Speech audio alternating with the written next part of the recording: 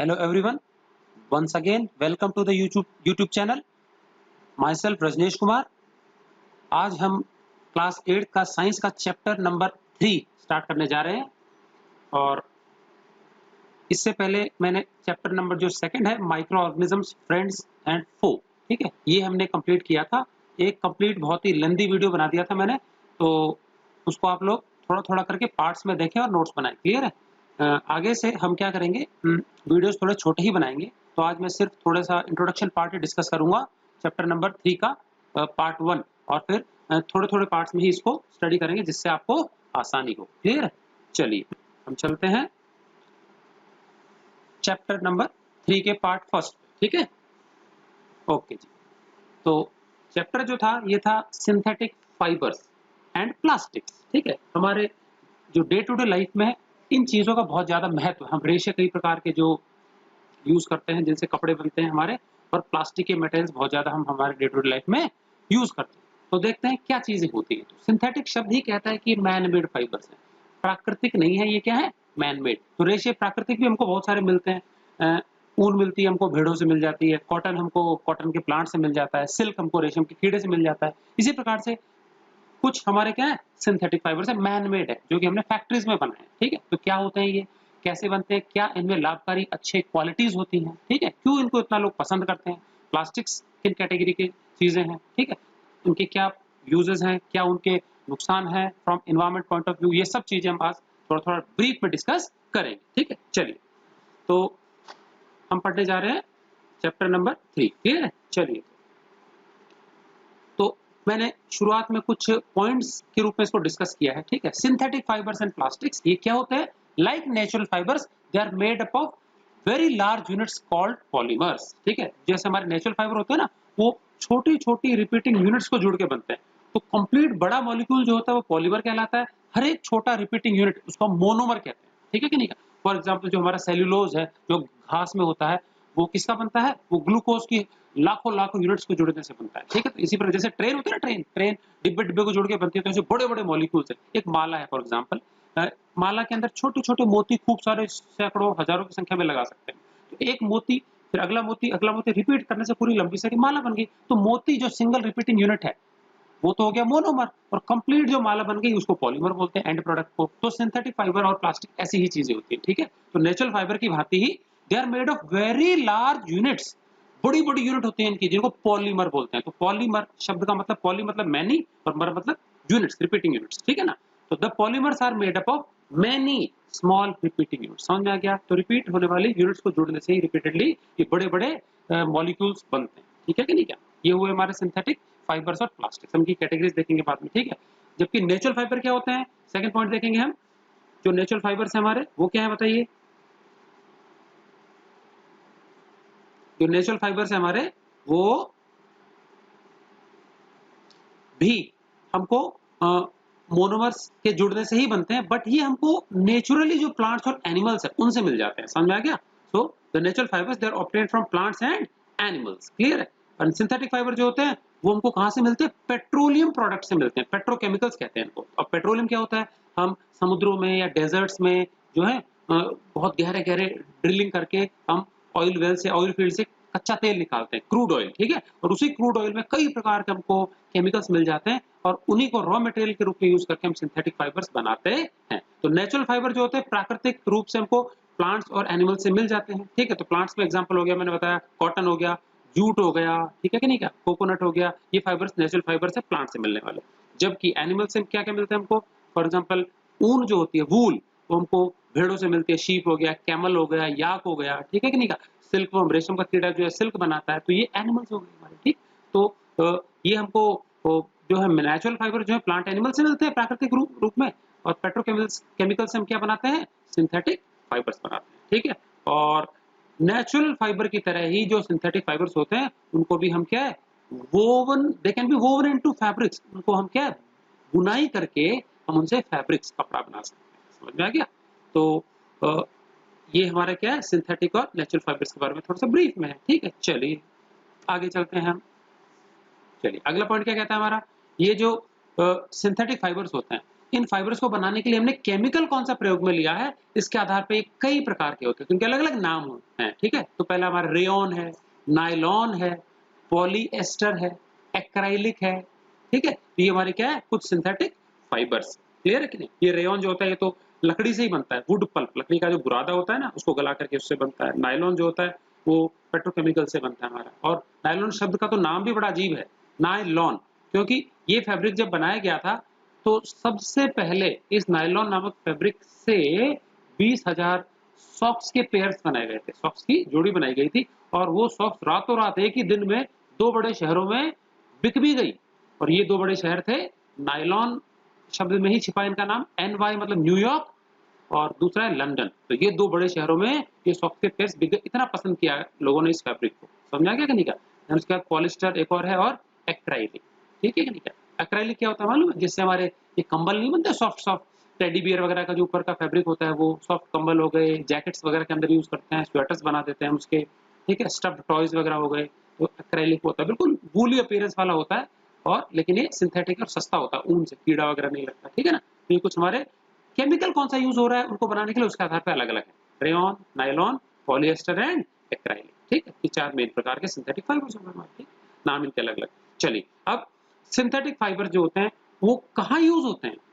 ऐसा कोई जगह नहीं जहाँ पे ये यूज नहीं होता। So they are use for making many household articles, कई प्रकार के घरेलू उपकरण चीजें बनाई जाती है, रस्सियां हो गई नायलॉन की, बकेट्स बाल्टियां वगैरह हो गई, देन फर्नीचर बनाया जाता है किसी प्रकार का हमारा, देन कंटेनर्स बर्तन वगैरह सामान रखने के लिए, and also for making highly specialised items, और कई स्पेशल यूज वाले आइटम्स भी बनाए जाते हैं जिनको हम नॉर्मली एयरक्राफ्ट्स में, जहाजों में यूज करते हैं, शिप्स पानी के जहाज में यूज करते हैं, स्पेस क्राफ्ट जो कि स्पेस में जाते हैं यान उनमें यूज करते हैं, और हेल्थ केयर से रिलेटेड हॉस्पिटल्स या क्लिनिक्स में भी कई ऐसे उपकरण हैं जिनमें ये सिंथेटिक फाइबर्स यूज होते हैं। क्लियर है? इवन ये जो हम क्या करते हैं, ये जो स्टिचिंग करते हैं ना, स्टिचिंग मतलब जो टाँका लगाते हैं, कहीं घाव लग जाता है तो वो भी क्या सिंथेटिक फाइबर होता है, सूचर बोलते हैं उसको, ठीक है? तो बहुत जगह ये यूज होते हैं। क्लियर है? चलिए, उसका अगला हमारा क्या है, जो अलग-अलग प्रकार के फाइबर्स होते हैं, तो उनमें अलग-अलग प्रकार के गुण भी होते हैं। उनमें क्या है, डिफरेंसेस होते हैं। तो the different types of fibres they differ from one another, एक दूसरे से फर्क है उनमें। क्या फर्क है? इन देयर स्ट्रेंथ, स्ट्रेंथ मतलब मजबूती। कैसी मजबूती? इस मजबूती को बोलते हैं टेंसाइल स्ट्रेंथ, खिंचाव झेलने की क्षमता। ठीक है कि नहीं? क्या आप लोग पतंग उड़ाने के लिए मांझा लेते हो तो खींच के देखते हो कौन आसानी से टूट जाता है, कौन नहीं टूट जाता। तो मान लीजिए एक धागा है और उस धागे को हमने क्या खींचा, तो जो जितना जल्दी टूट जाएगा उसकी टेंसाइल स्ट्रेंथ कम होगी, जो मुश्किल से टूटेगा उसकी टेंसाइल स्ट्रेंथ क्या होगी, ज्यादा होगी। तो स्ट्रेंथ का फर्क होता है इनमें। वाटर एब्जॉर्बिंग क्षमता, जो उनकी वाटर एब्जॉर्बिंग कैपेसिटी, पानी को सोखने की क्षमता, इसका भी फर्क होता है। नेचर ऑफ बर्निंग, जलता कैसा है, धुआं कैसा देता है, स्मेल आती है कि नहीं आती, इन सब का फर्क पड़ता है। समझ में गया नहीं? क्या इसमें डिफरेंसेस है। कॉस्ट, उनकी कीमत का फर्क है उनमें। ड्यूरेबिलिटी मतलब कितना समय तक वो टिकेगा, चलेगा, ठीक है, जल्दी खराब हो जाएगा, लंबे समय तक चलेगा, इन सब में ये क्या है, फर्क है। नॉर्मली ये जो सिंथेटिक फाइबर्स होते हैं ये ज्यादा चलते हैं, सस्ते होते हैं इनके मुकाबले, नेचुरल फाइबर्स के मुकाबले। कीड़ा नहीं लगता है इसमें, पानी को सोखते नहीं, जल्दी सूख जाते हैं, मेंटेनेंस आसान, रिंकल फ्री होते हैं, ज्यादातर ये अच्छे अच्छे गुण इनके अंदर पाए जाते हैं। ठीक है, चलिए नेक्स्ट स्लाइड पे चलते हैं। तो इतने वाइड वैरायटी ऑफ यूजेस के कारण क्या आज जो है हम हमारे जीवन की कल्पना भी नहीं कर सकते इन प्लास्टिक्स के बिना। हमारे कहीं पे भी हमारे ड्राइंग रूम में चल जाओ, किचन में चल जाओ, हमको प्लास्टिक की बनी हुई चीजें, फाइबर्स की बनी हुई चीजें देखने को मिल ही जाएंगी। ठीक है कि नहीं? का सो बी इट होम और आउटसाइड, चाहे घर में हो चाहे घर के बाहर हो, प्लास्टिक जो है वो लगभग सब जगह फैला हुआ है। ठीक है ना? तो हम मार्केट भी जाते हैं तो पॉली बैग्स वगैरह में हम सामान लाते हैं, ठीक है? फिर उसके बाद हमारे जो रेडीमेड फूड आइटम्स आते हैं, रेडीमेड गारमेंट्स वगैरह आते हैं, वो भी प्लास्टिक की पैकेज में ही आते हैं। ठीक है, तो इसके बिना हमारा काम नहीं चल सकता। ठीक है, देन द वेस्ट, अब सबसे इंपॉर्टेंट परेशानी की बात क्या है, ये जो प्लास्टिक्स हैं काम के तो बहुत हैं, but at the same time वो पर्यावरण की दृष्टि से सुरक्षित नहीं होते। The waste created by plastics is not environment friendly. समझ में आ गया? पर्यावरण के लिए ये दोस्ताना बिल्कुल भी नहीं है, पर्यावरण का नुकसान करने वाली चीज है ये प्लास्टिक। ठीक है, ऑन बर्निंग प्लास्टिक्स, यदि हम प्लास्टिक्स को, वेस्ट प्लास्टिक टूटा फूटा बेकार जो है रबिश, उसको हम इकट्ठा करके जला देते हैं ना, तो बहुत सारी जहरीली गैसेस निकलती हैं, फ्यूम्स, गंदा काला धुआं, जहरीली गैसेस निकलती है, और हमारे पर्यावरण में, एयर में फैल जाती है, सीवियर एयर पोल्यूशन होता है। ठीक है ना? तो this causes air pollution. Clear है? On dumping in the ground, और अगर हम जमीन में पटक देते हैं, कहीं ढेर लगा देते हैं कूड़े कचरे का, जिनमें पन्नी प्लास्टिक वगैरह होते हैं, दे में टेक ईयर्स टू डीजनरेट, तो इनको नष्ट होने में, सड़ने में, खत्म होने में 500 से 1000 साल तक का भी समय लग सकता है। बहुत लंबे समय तक। हमारे जीवन काल में तो नष्ट नहीं होंगे, मिट्टी को बर्बाद करते हैं, उपजाऊपन को कम करते हैं, मिट्टी में माइक्रो ऑर्गेनिज्म की संख्या कम हो जाती है जो फर्टिलिटी कॉज करते हैं, ठीक है ना। So this is because of their non biodegradable nature. तो इसीलिए उनको हम क्या बोलते हैं, नॉन बायोडिग्रेडेबल, मतलब जो पदार्थ मिट्टी में डालने के बाद में माइक्रो ऑर्गेनिज्म के द्वारा नष्ट कर दिए जाते हैं, डिकम्पोज कर दिया जाता है, वो तो होता है बायोडिग्रेडेबल। जैसे गोबर हो गया, हमारे फल सब्जियों के छिलके हो गए, किचन से निकलने वाला वेस्ट, चाय पत्ती। लेकिन नॉन बायोडिग्रेडेबल वेस्ट होता है जो सड़ता नहीं है, लंबे समय तक पर्यावरण में पड़ा रहता है, उसको दूषित करता है। समझ में आ गया? तो उसकी क्वालिटी को कम करता है, मिट्टी को, एयर, वाटर, सॉइल सबको पॉल्यूट करता है। समझ में आ गया? तो इन्वायरमेंटल पॉइंट ऑफ व्यू से जो है ये इन्वायरमेंट फ्रेंडली बिल्कुल भी नहीं है। तो कोशिश करना चाहिए हमको इनका यूज कम से कम करें, सोच समझ के करें, इनको वेस्ट के रूप में जनरेट नहीं करें, जितनी आवश्यकता हो उतना ही ले मार्केट से, ठीक है ना। चलिए, तो अब क्या, तो हमारा उत्तरदायित्व क्या है, हमारी रिस्पॉन्सिबिलिटी क्या है? वी शुड यूज प्लास्टिक्स, करें तो हम यूज प्लास्टिक को, एंड सिंथेटिक फाइबर को भी करें इन सच ए वे, इस प्रकार से करना है that we can enjoy their good qualities, उनके जो अच्छी क्वालिटीज हैं उनको तो हम एंजॉय कर पाए, but at the same time, लेकिन साथ में क्या ध्यान रखना है, minimise any harm to our environment and the living community. लेकिन हमको ध्यान ये रखना पड़ेगा कि उनसे जो हमारा पर्यावरण है उसको नुकसान नहीं हो, और साथ में जो लिविंग जगत है, चाहे वो एनिमल्स हो, चाहे वो ह्यूमन बींग्स हो, किसी को भी, कैटल हो हमारा, उनको कोई परेशानी नहीं हो, उनको कोई नुकसान नहीं होना चाहिए। तो इस प्रकार से हमारा यूज होना चाहिए, ठीक है कि नहीं क्या। चलिए आगे चलते हैं। अब हम देखेंगे जो चार मेन प्रकार के सिंथेटिक फाइबर्स हैं वो कौन कौन से हमारे। तो सबसे पहला आता है रेयॉन। किससे बनता है rayon? It is made from cellulose, और सेल्यूलोज प्राइमरी हमारा कंपोनेंट है, लकड़ी में, स्ट्रॉ, घास फूस में, बैम्बू लीव्स में, इसमें पाया जाता है, ठीक है। जानवरों का चारा भी यही होता है, और मैंने अभी बताया कि ग्लूकोज की हजारों हजारों लाखों यूनिट्स के जुड़ने से बनता है, ठीक है कि नहीं। तो हम क्या करते हैं, लकड़ी का बुरादा लेते हैं, गला करके उसे पल्प, लुगदी बना लेते हैं, और फिर इसी से बाद में रेयॉन बनाया जाता है सिल्की फिलामेंट से, ठीक है। So it is use for making. और रेयॉन का फिर यूजेस क्या है वो देख लेते हैं, क्या क्या यूज है इसके। It is use for making readymade garments. जो रेडीमेड गारमेंट्स हमको बने बनाए कपड़े मिलते हैं ना पहनने के लिए, वियर, मेंस वियर या विमेन वियर, किड्स वियर, ये सब क्या है, रेयन का बहुत बनता है, और ये बहुत सस्ता मिलता है, ठीक है कि नहीं, बाकियों के मुकाबले। कारपेट्स, गलीचे, दरियां, गलीचे बनाए जाते हैं। स्पोर्ट्स वियर, स्पोर्ट्स वियर मतलब क्या होता है, जो स्पोर्ट्स पर्सन होते हैं उनके पहनने के जो सामान होते हैं, टी शर्ट्स वगैरह हो गई, शॉर्ट्स हो गई, ये सब बनाए जाते हैं उनके, ठीक है, किट्स वगैरह। कंटेनर, जार वगैरह बनाए जाते हैं रेयन के। कार अपहोल्स्ट्री, कार अपहोल्स्ट्री का मतलब कार के अंदर इंटीरियर डेकोर का जो सामान होता है ना, फॉर एग्जाम्पल जैसे सीट बेल्ट है, ठीक है कि नहीं, कार की उसकी सीट वगैरह हो गई, ठीक है कि नहीं, गियर बॉक्स हो गया, इस तरह की चीजें कार के अंदर सजावटी सामान। कई बार देखा होगा हमने, कार का जो सामने का डैशबोर्ड होता है, स्टीयरिंग के सामने खाली जगह होती है, उस प्लास्टिक के सरफेस को कवर करने के लिए बिल्कुल एक मुलायम सा रेयन का कुछ एक दरी जैसा या कपड़ा यूज कर लेते हैं, तो वो रेयन का बना होता है, ठीक है कि नहीं। तो अंदर से कार को पर्दे वगैरह लगाने हो, ठीक है, तो डेकोरेशन करना है, सीट के कवर्स लगाने, तो वहां पे हम रेयन हम यूज करते हैं। क्लियर है, ये तो हो गए यूजेस किसके, रेयन के, ठीक है। चलिए अगला हमारा फाइबर क्या है, नायलॉन है, ठीक है। तो नायलॉन जैसे कि मैंने बताया था, दो अलग अलग शहरों से इसका नाम आता है, न्यूयॉर्क एंड लंदन। वहां पे सबसे ज्यादा बिक्री हुई थी सॉक्स की, जो सबसे पहले इसकी इजाद करने का जिससे बनाई गई थी, ठीक है। सो ये क्या चीज है, किस कैटेगरी का कंपाउंड है ये पॉलीअमाइड है, पॉलीअमाइड। तो मैं बता दूं इसको ये नाम क्यों पड़ा, ठीक है ना। नायलॉन जो होता है ये जिन दो अलग अलग कंपाउंड से बनता है, जिन दो कंपाउंड से बनता है, वो दो अलग अलग प्रकार के मोनोमर यूनिट से, जैसे होता है ना, सपोज एक टाइप ए है, एक टाइप बी है, तो पहले ए जुड़ा, फिर बी जुड़ा, फिर ए जुड़ा, फिर बी जुड़ा, तो A B A B A B, इस प्रकार के ट्रेन है। और ए और बी जो दो पार्ट्स है इसके, उनके बीच में जो बॉन्ड बनता है, बंधन बनता है, जुड़ने वाला गांठ जो लगती है, वो अमाइड लिंकेज कहलाता है। क्या कहलाता है, अमाइड। तो हर बार ए और बी के बीच में एक अमाइड लिंकेज, फिर बी से ए जुड़ेगा, फिर ए से बी जुड़ेगा, तो बहुत बार ये अमाइड लिंकेज बनता है, इसीलिए इसको क्या बोलते हैं, पॉलीअमाइड। पूरी चेन को पॉलीअमाइड कहा जाता है। समझ में आ गया कि नहीं का। अब मैं बता दूं ये जो मैं ए और बी बता रहा हूँ ये नाम क्या है, वैसे हायर क्लासेस में आपके काम आएंगे, अभी इतना ज्यादा जरूरी नहीं है, लेकिन फिर बता देता हूं मैं। जैसे इसमें सेल्यूलोज से बनता है वो, तो इसमें नायलॉन जो है दो अलग अलग 6 कार्बन के कंपाउंड से। पहला जो 6 कार्बन का कंपाउंड है वो है हेक्सामिथिलीन डायअमाइन, बड़ा नाम है ना, हेक्सामिथिलीन डायअमाइन। और दूसरा जो बी पार्ट मैंने बताया था वो है एडिपिक एसिड। तो इन दोनों के कॉम्बिनेशन से रिपीटेडली नायलॉन बनाया जाता है, और ये दोनों चीजें हमको कहां से मिलती है, पेट्रोलियम से मिलती है, पेट्रोकेमिकल से, ठीक है कि नहीं क्या। इट इज लाइट वेट, कैसा होता है, वजन में ये हल्का होता है, स्ट्रॉन्ग, मजबूत है, काफी ड्यूरेबल, बहुत लंबे समय तक चलता है, and the fabric allows easy evaporation, पानी में भिगो दें जल्दी से ये इवेपोरेट कर देता है पानी को और जल्दी से सूख जाता है, ड्राई कर जाता है क्विकली, ठीक है। It is use for making, क्या क्या काम है इसके, यूजेस क्या क्या है, रोप्स, रस्सियां बनती है इससे मजबूत, वेस्ट बनियान वगैरह, पैराशूट्स, अंडरगारमेंट्स वगैरह बनाए जाते हैं इससे, ठीक है। उसके बाद सॉक्स, समझ में आ गया। ब्रश, जो हमारा टूथ ब्रश हो गया, जूते का ब्रश हो गया, हेयर ब्रश हो गया, उसके जो ब्रिसल्स होते हैं वो नायलॉन के बनते हैं। उसके अलावा कॉम्बैट यूनिफॉर्म, ये फौजियों की यूनिफॉर्म देखी होगी ना, जो इजीली खराब नहीं होती, मजबूत होती है और जल्दी से कटती फटती भी नहीं है, तो उसमें नायलॉन यूज होता है, खूब स्ट्रेचेबल होती है, कांटे वोटे में फट लग जाए या झाड़ी वो लग जाए तो फटती नहीं इजीली, ठीक है कि नहीं। शूज, जूते, जूते का जो सोल होता है वो नायलॉन का बनाया जाता है, तलवा जो होता है, स्पोर्ट्स शूज खासकर।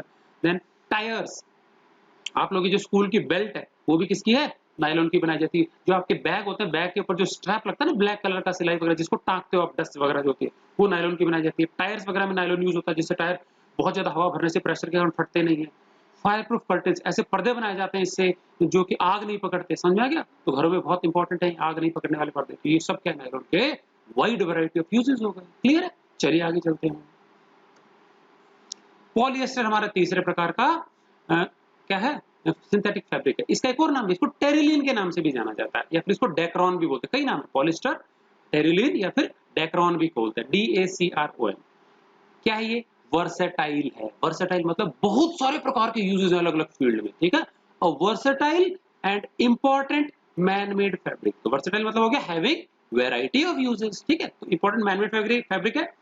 इट इज स्ट्रॉन्ग, मजबूत तो सारे ही होते हैं सिंथेटिक फाइबर, तो मजबूत है काफी, सॉफ्ट है, रिंकल रेजिस्टेंट, इसमें क्या है, झुर्रियां नहीं पड़ती कपड़े में, तो प्रेस करने की बहुत कम आवश्यकता होती है। जैसे हमारा कॉटन का कपड़ा होता है ना, उल्टा हमने क्या धोने के बाद में बिल्कुल पोछे जैसा हो जाता है, तो उसको बहुत ज्यादा प्रेस करने में दिक्कत आती है, समय लगता है। जबकि ये रिंकल रेजिस्टेंट है, आसानी से प्रेस नहीं करता, उसको दबा देंगे अच्छे से, बिल्कुल फ्लफी होकर वापस खोल के अपनी पहले वाली शेप ले लेता है, क्रिस्पी है, ठीक है कि नहीं। क्या यूज फॉर मेकिंग, क्या क्या बनाते हैं इसे, कई प्रकार के ड्रेसेस बनाते हैं, ठीक है। जो पार्टी वेयर वगैरह होता है जो ज्यादातर इससे बनता है, चमक धमक वाले जो कपड़े हैं, सूट बनाए जाते हैं, रेन कोट बनाए जाते हैं इससे, जो पानी से भीगते नहीं है अंदर। मैग्नेटिक टेप्स, ये हमारे देखो पुराने समय में जो हम गाने वगैरह सुना करते थे, छोटी छोटी कैसेट्स आती थी उसकी, उसके अंदर एक ब्राउन कलर की रील लगती थी, आज भी बड़े जो वीडियो टेप्स होते हैं उसमें भी लगते हैं, ठीक है। तो वो मैग्नेटिक टेप्स बनाए जाते हैं इससे। स्टिचिंग यार्न भी बनाया जाता है इससे, ठीक है कि नहीं। क्या स्टिचिंग मतलब जो सिलाई करते हैं ना, उसकी जो सिलाई की गिट्टी आती है जिससे हम मशीन वगैरह में लगाते हैं, सिलाई मशीन में, वो गिट्टियां जो होती हैं स्पूल, ये इससे बनाए जाते हैं, स्टिचिंग यार्न, ठीक है कि नहीं। और इसको टेरिलिन के नाम से भी जाना जाता है, ठीक। चलिए आगे चलते हैं। अगला हमारा एक्राइलिक्स, इसको हम ऑर्लॉन के नाम से भी जानते हैं, या फिर इसको PAN शॉर्ट में, पैन। पैन का फुल फॉर्म क्या है, पॉली अक्राइलोनाइट्राइल, समझ में आ गया, पॉली अक्राइलोनाइट्राइल क्या चीज है ये। It is a fibre similar to that of wool, ऊन के जैसा दिखता है, अपीयरेंस में कैसा दिखता है, ऊनी जैसा दिखता है। Use to make sweaters, sweater बनाई जाती है इससे। ब्लैंकेट, सॉफ्ट एस्किमो ब्लैंकेट्स बनाए जाते हैं, आजकल सबके घरों में मिलते हैं ब्लैंकेट्स। जैकेट बनाई जाती है, जैकेट्स का जो अंदर वाला हिस्सा होता है वो गर्म रखने के लिए वो यूज होता है ये। शॉल्स बनाई जाती है इसकी। और जो स्टफ्ड टॉयज होता है, टेडी बियर हो गया, डॉगी हो गया, घर में कई के मिल जाते हैं, मिक्की माउस होता है बड़ा सारा, ठीक है कि नहीं। क्या तो ये स्टफ्ड टॉयज बनाए जाते हैं, सोफा वगैरह की स्टफिंग भी की जाती है, ताकि ये पिलोज, ठीक है कि नहीं। क्या ये सब बनाए जाते हैं, मैट्स वगैरह भी बना सकते हैं इससे। इट इज लाइट वेट, हल्का है बहुत, सॉफ्ट है बहुत, वेरी सॉफ्ट एंड वार्म, और गर्माहट देता है, तो इसीलिए जैकेट और हम स्वेटर्स में यूज करते हैं इसको, ठीक है। It is also much cheaper than natural wool, और जो प्राकृतिक जो ऊन जो हमको भेड़ों से मिलती है उससे काफी ये सस्ता भी, ऊन काफी महंगी होती है, कीड़ा उड़ा खा जाता है उसको। एंड रेजिस्टेंट टू केमिकल्स, ना तो इस पे केमिकल का कोई प्रभाव पड़ता, ठीक है कि नहीं। क्या खारा पानी हो गया, एसिड बेसिस का कोई बहुत ज्यादा फर्क नहीं पड़ता, मौत, कीड़ा नहीं काटता इसको। ऊनी स्वेटर है, लंबे समय तक पेटी में बॉक्स में रख दो, कीड़ा खा जाता है उसको, छेद निकल जाता है उसको, कमजोर हो जाती है, इसको कोई फर्क नहीं पड़ता। ऊन को हम यदि पानी में धोते हैं तो सिकुड़ जाती है वो डिटर्जेंट से, ये नहीं होती, ठीक है ना। एंड सनलाइट वगैरह से प्रभावित ज्यादा नहीं होता, ठीक है। और इसका बहुत ज्यादा आजकल प्रचलन में है ये फैब्रिक, क्लियर है। बहुत सारे आइटम्स इसको यूज करते हैं। तो ये चार मेन फाइबर समझ में आ गए, ये थे सिंथेटिक फाइबर्स। आगे चलते हैं, अब हम देखते हैं प्लास्टिक्स, ठीक है। प्लास्टिक भी सिंथेटिक फाइबर्स की तरह पॉलीमर्स ही होते हैं, बहुत छोटी छोटी रिपीटिंग यूनिट्स, मोनोमर्स को लंबी दूर तक जोड़ने के बाद में जो बड़े मॉलिक्यूल्स बनते हैं वो पॉलीमर कहलाते हैं। तो प्लास्टिक भी क्या है, पॉलीमर्स ही है, ठीक है।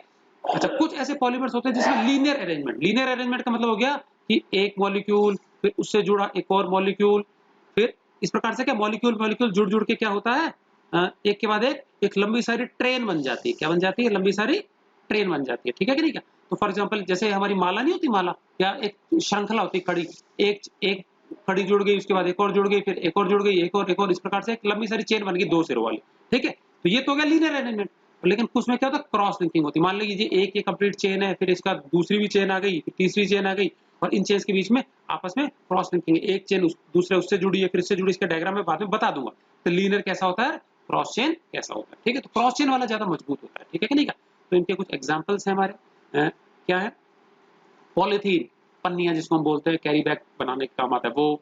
पॉलीस्टायरीन, इसी को हम थर्मोकोल के नाम से जानते हैं। आप लोग जो अपने प्रोजेक्ट्स वगैरह बनाते हो, इलेक्ट्रॉनिक्स के जो आइटम्स होते हैं ना, फ्रिज हो गया, टेलीविजन हो गया, ये सब पैकिंग में भी यूज होता है इनके, ठीक है, इलेक्ट्रॉनिक्स का आइटम। उसके बाद पीवीसी, पॉलीविनिल क्लोराइड, हमारे घर में जो भी प्लास्टिक के हम पाइप्स वगैरह देखते हैं, चेयर वगैरह, स्टूल वगैरह होते हैं ना प्लास्टिक की, किचन के डब्बे वगैरह हो गए, देन बाथरूम्स में मग्स, बकेट्स वगैरह, ये सब पीवीसी के बनाए जाते हैं। टब्स वगैरह हो गए, ठीक है। देन उसका टेफलॉन, टेफलॉन हमारा एक बहुत इंपॉर्टेंट पॉलीमर है, प्लास्टिक है, जो कि हम नॉन स्टिक कुकवेयर बनाने के काम में लेते हैं। नॉन स्टिक कुकवेयर मतलब जैसे हमारे जो फ्राइंग पैन्स नहीं होते क्या, जो चिपकते नहीं है। हमारा तवा हो गया, डोसा तवा हो गया, जिसमें कि हम क्या है, ब्लैक ब्लैक कलर की कोटिंग आती है ना, तो वो उससे क्या खाना चिपकता नहीं, ऑयललेस कुकिंग भी कर सकते हैं। टेफलॉन नॉन स्टिक कुकवेयर होता है।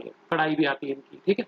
मेलेमाइन, इससे हमारी क्रॉकरी बनाई जाती है। क्रॉकरी मतलब शादियों में देखा होगा जो प्लेट्स आते हैं ना खाने की, वो क्रॉकरी आइटम जो होता है वो इससे बनाया जाता है। चम्मच हो गया, बाउल्स हो गए, या फिर प्लेट्स हो गई खाने पीने के लिए, ठीक है ना, ये मेलामाइन हो गया। इसी प्रकार से बेकेलाइट आता है। बेकेलाइट हमारा एक हार्ड प्लास्टिक है, जिससे हमारे कैबिनेट्स बनते हैं टीवी के। टीवी का जो डब्बा है बाहर का प्लास्टिक का, वो हो गया।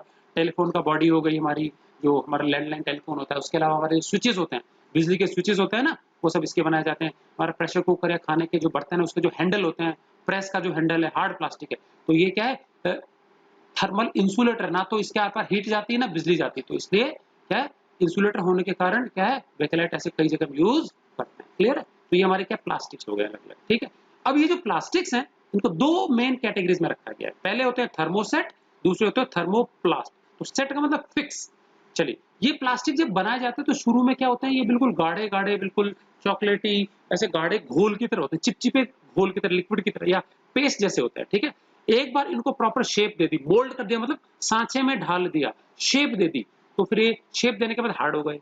हार्ड होने के बाद में दोबारा हीट करके हम सॉफ्ट नहीं बना सकते इनको, थर्मोसेट को। एक बार अगर हार्ड हो गया, उसका दोबारा हीट करेंगे तो जल जाएगा, बट सॉफ्ट नहीं होगा। ऐसे प्लास्टिक कहलाते हैं थर्मोसेट। तो थर्मोसेट के एग्जांपल हमारे ऊपर के लास्ट के दोनों है, मेलामाइन एंड बेकेलाइट। ये दोबारा पिघला नहीं सकते, इनको गर्म करके सॉफ्ट नहीं कर सकते, ठीक है।